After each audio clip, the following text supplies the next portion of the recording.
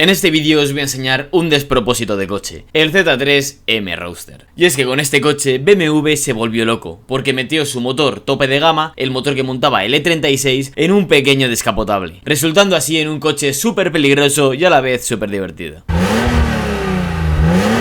Así que si quieres saber todas las curiosidades de este pequeño descapotable con más de 25 años y también quieres saber por qué están pidiendo unos 30 a 40 mil euros por estos coches, quédate en el vídeo.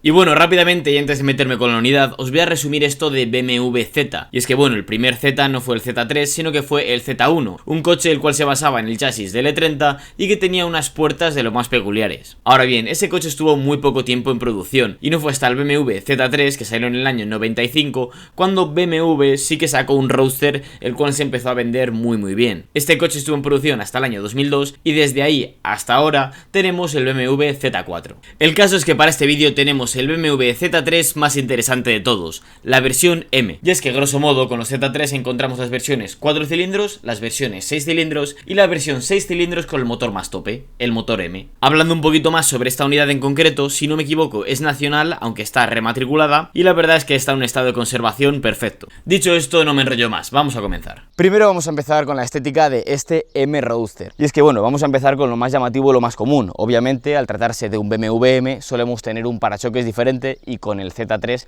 no podía ser diferente. En este caso el parachoques delantero, como veis, es un poquito más bajo, no tenemos antinieblas y también tenemos estos pequeños lips integrados en el parachoques, dando una estética mucho más agresiva. Aunque ahora bien, aparte de esto, ¿qué detalles más encontramos? Pues bueno, detalles como que por ejemplo en este paragolpes encontramos unas luces que solo nos traen los BMWs Z3 6 en línea. Un detalle bastante curioso. Y es que por si no fuera poco, este coche es un restyling. Encontramos otra curiosidad y es que en los faros delanteros tenemos este pequeño cromado, distintivo de los restyling.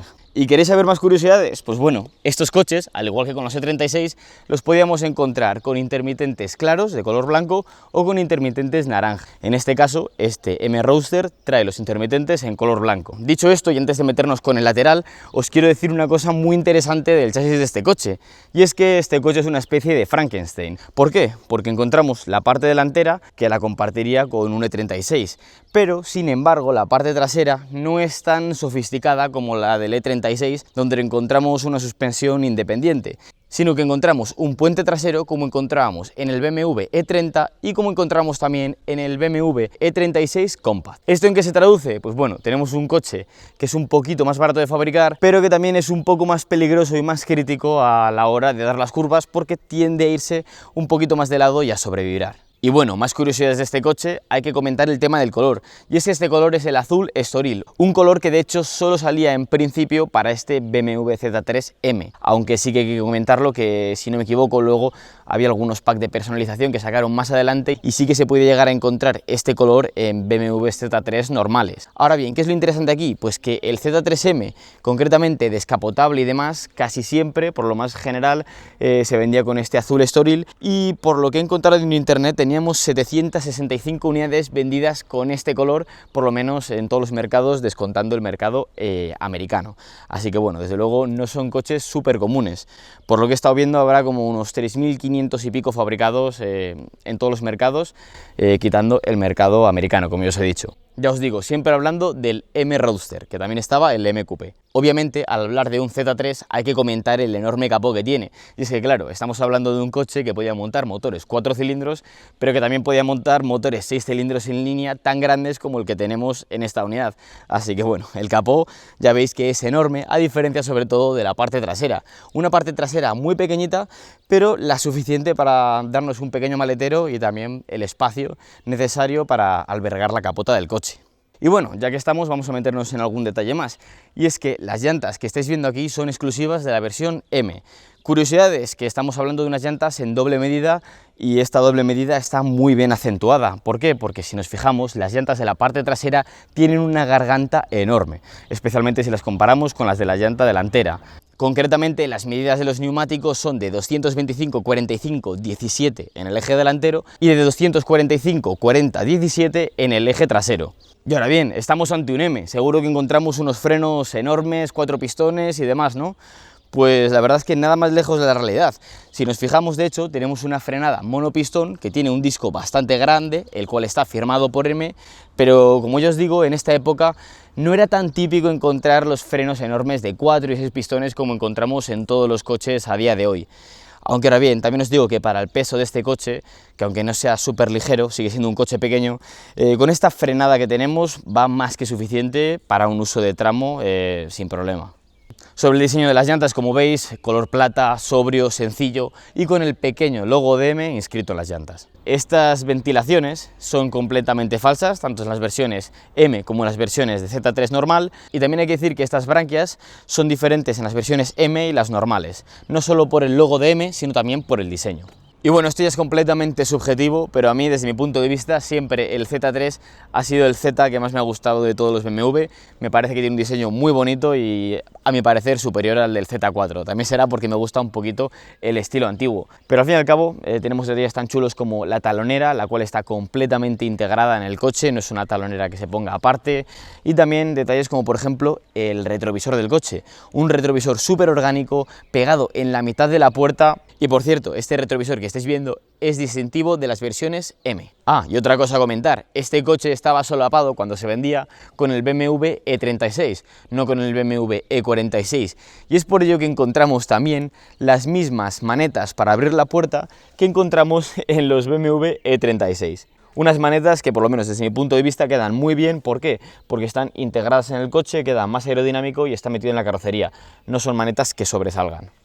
Y bueno, si os parecía que había bastantes curiosidades en la parte delantera de este coche, cuando nos metemos con la parte trasera tenemos montones de cosas a comentar. ¿Entre ellas cuáles? Pues bueno, la primera de todas es que todos los Z3 de esta época con 6 cilindros tenían una trasera más ancha. Obviamente este coche, al ser la versión M con 6 cilindros, tenemos la trasera ancha, pero decir que las versiones 4 cilindros estaban más estrechitas. Ahora bien, más curiosidades a comentar, tenemos una salida de escape cuádruple. Y esto, si no me equivoco, que puede que me equivoque, creo que el Z3M es el primer coche que monta esta salida de escape cuádruple desde la marca de BMW. Más cosas a comentar, solo los Z3M tienen la matrícula en la parte superior del coche. Todos los demás lo tienen en el parachoques, tanto los 3000 como los 2800. Y bueno, como no, también hay que decir que podíamos encontrar los faros claros, que son los que tenemos aquí, y también encontramos los faros naranjas. Y es que bueno, por si no fuera poco, también hay que decir que tenemos las versiones pre-styling y las versiones re-styling. En este caso estamos con una versión pre-styling, así que tenemos esta trasera, pero las versiones re-styling tienen esta trasera, con unos faros traseros y con un diseño en el portón que nos recuerda un poco más al E46. Y de hecho este coche, cuando salió en los últimos años, ya se montaba con los motores un poquito más avanzados que traía la versión E46. Es más, también existía este M Roadster con el motor del E46, pero para meter más detalles se encontraba con la trasera antigua, que de hecho solo los M se encuentran con este tipo de diseño. Y aunque ahora bien, ya fuera de detalles, lo que sí que os tengo que decir de este coche, que me ha encantado en el diseño, es el tema de la decisión con las llantas. Y es que estamos hablando de que este coche salió en los años 90, y BMW lo clavó sacando estas llantas. ¿Por qué? Porque tenemos unas llantas que sin separador, como veis, quedan a ras de aleta tanto en la parte del eje trasero como en la parte del eje delantero. Todo un acierto con el ETE y con el ancho de llanta. Y ahora vamos a meternos con el motor de este Z3M, una de las partes más interesantes del coche. ¿Por qué? Pues bueno, primero de todo porque este es el motor que encontramos también en los Serie 3 E36. Y es que no solo eso, sino que en el E36 había dos tipos de M3, los antiguos que tenían 286 caballos y los últimos que tenían 321 caballos. Y en esta ocasión este Z3 monta el motor de los últimos, de los más potentes. ¿Cuáles son las diferencias? Tenemos un aumento en cilindrada, pasando de 3000 a 3200. Y es que este aumento en cilindrada se conseguía nada más y nada menos que cambiando la carrera del motor. Aunque ahora bien, no solo se cambió la cilindrada, también se aumentó la compresión, con una compresión de 11,4 a 1, es decir, es un coche muy eficiente, hasta el punto de que BMW recomienda utilizar gasolina en 98 con este motor. Y es que en general con este motor encontramos bastantes avances, como por ejemplo el sistema vanos, un sistema que nos regula en este caso tanto el árbol de levas de admisión como el de escape, para modificar un poquito el cruce y optimizarlo para tener mejores consumos, mejores bajos y mejores altos, depende del uso que estemos dando al motor en cada momento. Aunque ahora bien, sin duda, lo que más me gusta de este motor y lo que más llamativo me parece es el tema de los cuerpos de acelerador individuales. ¿Y es que esto qué es? Pues bueno, que en vez de tener un único cuerpo de acelerador individual, que cuando pisamos el gas se abre una mariposa, tenemos 6 mariposas, una para cada cilindro. Y es que esto es bastante raro de verlo en un coche. ¿Por qué? Porque primero de todo hacemos que el sistema sea mucho más complejo, mucho más caro, pero tenemos una ventaja sobre todo. No tanto el tema de la potencia, que se pueden encontrar potencias muy gordas con un solo cuerpo de acelerador, sino el tema de la respuesta en el acelerador. Y es que al tener 6 cuerpos individuales, cuando pisamos el acelerador, la entrada de aire al motor es instantánea. De forma que sí, la intención de BMW con este motor era tener un motor muy deportivo. Bueno, los cuerpos de acelerador individuales básicamente están unidos todos a un mismo cable. Cuando accionamos el acelerador, todos los cuerpos se abren.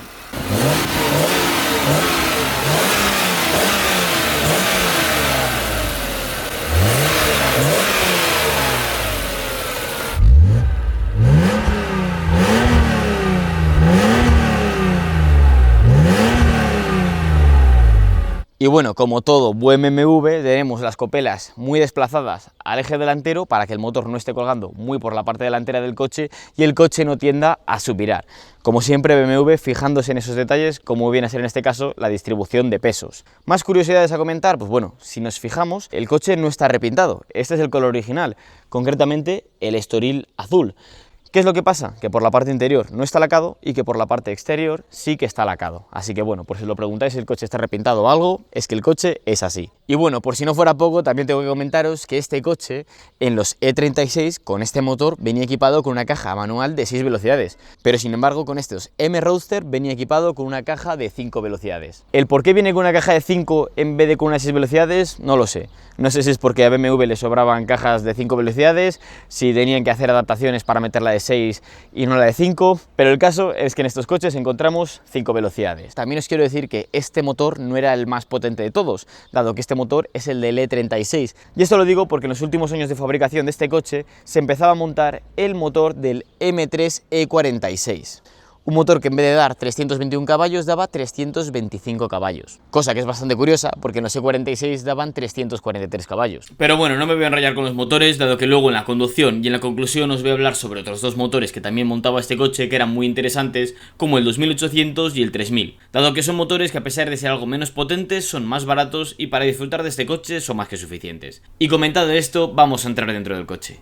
Y bueno, ahora vamos a entrar dentro del M Roadster y lo primero, pues nada, encontramos una maneta a la altura de la cadera, muy bajita, y claro, al ser un coche descapotable tenemos que tener un poco de refuerzo en el chasis. ¿Y dónde lo encontramos? Pues en este caso lo encontramos con este metal que está colocado aquí, que hace que entrar al coche sea un poquito más difícil y un poquito más alto. A pesar de ello hay que decir que el chasis sigue siendo muy débil y es una de las críticas más gordas que se le meten a este coche, especialmente también si lo comparamos con el siguiente Z4, que ya tiene un chasis mucho más renovado y más eficiente. Dicho esto, pues bueno, es un coche que para los 10 millones de pesetas que costaba cuando lo compramos nuevo es bastante sencillote y poco equipado en algunos casos, diría yo. Metiéndonos primero todo con el tema del panel de la puerta, pues bueno, encontramos, como veis, el azul Estoril Blue. Es un panel de la puerta muy sencillito, con las regulaciones para el espejo, con un pequeño cenicero, pero que tampoco nos trae nada más. Y es que cuando nos metemos en el coche, aparte de que es un coche muy bajito y que vamos pegados al suelo, es destacable el espacio que tenemos en la cabina, muy diferente al de un E36. Tenemos los pedales bastante bien separados, pero aún así el espacio para las piernas es bastante justito en comparación a los BMW Sedan. Y bueno, antes de meterme con el tema de las curiosidades y cosas que tiene este coche en concreto, os quiero hablar del tema de los acabados. Y es que a mi parecer con este Z3M encontramos mejores acabados que con el BMW Z4. Por ejemplo, encontramos todo este panel tapizado en cuero, encontramos todo a conjunto en color azul, plásticos blanditos por aquí. Y la verdad no me da una sensación de estar en un coche barato, cosa que con el Z4 concretamente, me acuerdo cuando lo probé, sí que me daba esa sensación. Obviamente al ser un coche tan pequeño tenemos un aerador enano por aquí, dos aeradores en la parte central. Y como yo os comento, tenemos cosas bastante sencillas como el tema del aire, que en vez de tener un climatizador, cosa que ya sí que se solía montar en los coches de esta época, tenemos el aire acondicionado con la típica ruleta de toda la vida. Es más, la radio que tenemos en esta unidad es la que trae el coche serie y es bastante curioso que cuando la encendemos nos aparece el logo de BMW.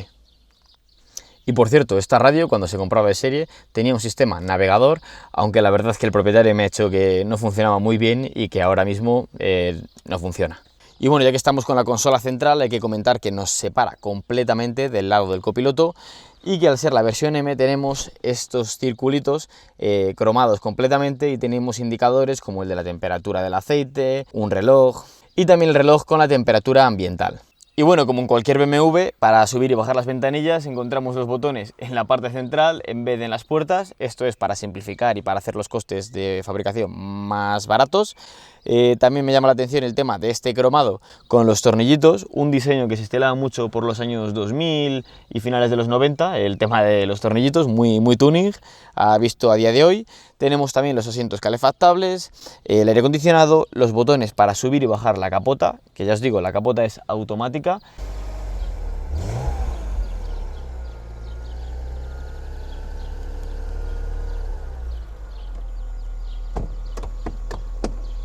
Y para descapotar el coche tan solo que tenemos que quitar unas pequeñas palancas y el coche electrónicamente se descapota en un momento. Y como no, este coche al ser un BMW M también tenemos un volante M. Volante de 3 radios con el logo de M en la parte inferior, estos detalles en azul a conjunto con el interior del coche. Y la verdad es que es el típico volante M de esta época, una paellera enorme. Y es que para la gente que no lo sepa, BMW por estas épocas montaba volantes muy grandes. Para encender las luces en este coche se hace con este pequeño tirador cromado y girando la ruleta aumentamos o disminuimos la intensidad del salpicadero. Y es que en el salpicadero encontramos algo muy interesante, el logo de M Roadster. Y es que si nos fijamos no pone Z3M, sino que pone M Roadster, que es la denominación real y comercial con la que se sacaba este coche.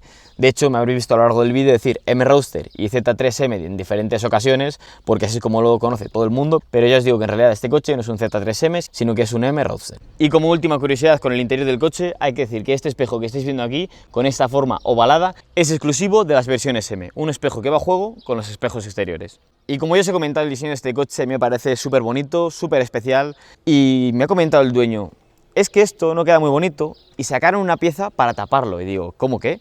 Y el caso es que encontramos esta pieza que, por lo que me ha dicho el dueño también, es bastante rara de encontrar y que ya está bastante extraviada en varios Z3, pero por lo visto simplemente es una cubierta para tapar la capota del coche y dar todavía una estética más limpia a este Z3. Y bueno, ya hemos puesto esta funda para cubrir la capota y la verdad es que la estética del coche mejora bastante, pero hay que decir que en sí no es muy útil, porque para encapotarlo tenemos que volver a quitarlo. Y ya por último, metiéndonos con el maletero, hay que decir que me ha sorprendido bastante por dos cosas. Primero de todo, por la boca de carga, dado que es bastante grande para un coche de estas dimensiones, y también por el tamaño en general, dado que un coche tan pequeñito, un Roadster, biplaza, estas dimensiones, suele tener un maletero algo más pequeño debido a la capota, pero en este caso tenemos un maletero con una profundidad bastante respetable. Esto, entre otras cosas, también se debe al hecho de que no tenemos una rueda de repuesto, sino que tenemos aquí en esta parte derecha un kit antipinchazos. Y es que este coche no tiene una rueda de repuesto porque, de hecho, si pinchamos, estas ruedas traseras, al tener un ancho tan grande de 245, no caben en el maletero y tendríamos que llevarla en el asiento del copiloto. Como veis, el maletero está completamente tapizado, incluso esta parte superior. Otra curiosidad, este tapizado en el portón solo venía en las versiones M3, ya me diréis por qué, pero otra curiosidad de comentarla. También tenemos este pequeño compartimento por aquí y, como no, en esta parte de abajo tenemos el kit de herramientas tan típico que encontramos en los BMW. Y ya enseñado el coche, vamos con la prueba de conducción. Ya estamos dentro del M Roadster, lo acabo de probar un poquito por la autopista, ahora estamos probándolo un poco por el tramo y la verdad es que el coche, nada más subirte a él, ves que es un coche con un carácter muy especial. Sorprende mucho, primero de todo, el tema de la potencia. Este coche, sé que podéis pensar, son coches antiguos, sin turbo, no correrá mucho. Os aseguro que el coche corre y, sobre todo, al ser un coche tan antiguo, descapotable, pequeñito, que con una batalla tan corta sorprende mucho y transmite un montón, la verdad. Eso sí, es un coche que también tiene fama de ser algo crítico, así que hay que llevarlo con cierto cuidado por las curvas y tener un poco de tacto con el acelerador. Me fascina del coche lo que estira y lo rápido que sube de vueltas. O sea, es súper divertido, frena más que suficiente. Y también otra cosa que sí que tengo que comentar y que es un fallo endémico de este coche, que la verdad puede asustarnos un poco cuando lo conducimos, es el tema del asiento. Y es que el asiento de este coche, cada vez que frenamos, se mueve un poquito para adelante y cada vez que aceleramos se va un poquito para atrás. Es un fallo que tienen las guías de este coche de serie y bueno, simplemente comentarlo, que si os montéis alguna vez de un coche de estos, el coche va así. Estuve hablando de este fallo que tienen casi todos los Z3 y para solucionar el problema hay que sustituir unas arandelas que hay en las guías de los asientos por otras y con esto en principio se soluciona el problema. Y suena también muy bien. Yo no soy muy fan concretamente de los BMW 6 cilindros en línea, de su sonido, pero hay que decir que con este motor, el S50, tenemos un motor que suena increíble. Lo he estado hablando con el propietario y como me comentaba, la suspensión de este coche para la época en comparación a los coches que tenemos hoy en día es algo blanda y efectivamente sí que notas que es un coche que no es que metas la dirección y vaya directamente en ese momento. Tenemos que acostumbrarnos a las inercias de este coche, tenemos que girar con un poquito de anticipación si queremos ir siempre por nuestro carril, pero aún así es una suspensión blanda y que nos transmite todo muy bien, nos comunica genial lo que pasa en la carretera y que agarra muy bien en estas carreteras bacheadas. Pero como ya os digo, desde luego no es la suspensión a la que estamos acostumbrados a día de hoy con un BMW M que van pegando botes con el suelo. Sí que se nota que es un coche que hay que llevarle en altas, tiene muy buenos bajos para ser un coche con motor que salió ya en los años 90, pero es un coche que, bueno, si le quieres llevar y sacar la chicha, desde luego hay que ir rápido, hay que ir subidito de vueltas y se nos ahoga un poco en conducción deportiva. Pero vamos, en la autopista desde luego el coche no se quejaba nada. Súper divertido de conducir, te hace estar concentrado todo el rato. Y estos coches es la clara muestra de que tampoco hace falta tener 400, 500 caballos para pasártelo bien. Y realmente creo que incluso con un motor que no fuese tan potente, este coche ya era más que divertido, insinúa muchísimo, aquí concretamente en esta curva no, pero sí que es verdad que el coche, como le sueltes un poquito el gas de golpe en una curva, hay que tener cuidado. Y bueno, esto no lo suelo hacer, pero le he preguntado al dueño, ¿puedo probar este coche desde primera? Y es que la verdad me interesa bastante ver cómo es la patada que nos entrega un motor de estos de altas vueltas desde primera. Así que nada, vamos a hacer una salida un poco fuerte. No le he estirado hasta las 7700, le he estirado a las 6000. Va rápido, es que va rápido. Obviamente no es el coche que más patas te pueda meter, no es un coche con turbo, pero realmente los atmosféricos, por lo general, siempre tienen un trazo que me gusta más. Y en el momento en el que le llevamos en la zona alta de vueltas, el coche va como tiene que ir y agarra como tiene que agarrar. Sí que es verdad que también no es un coche que tengamos que tomar las curvas a 6000 vueltas para que nos agarre. Las podemos tomar a 3000 y el coche ya tiene una tracción suficiente, pero bueno, si le subimos de vueltas es su entorno natural.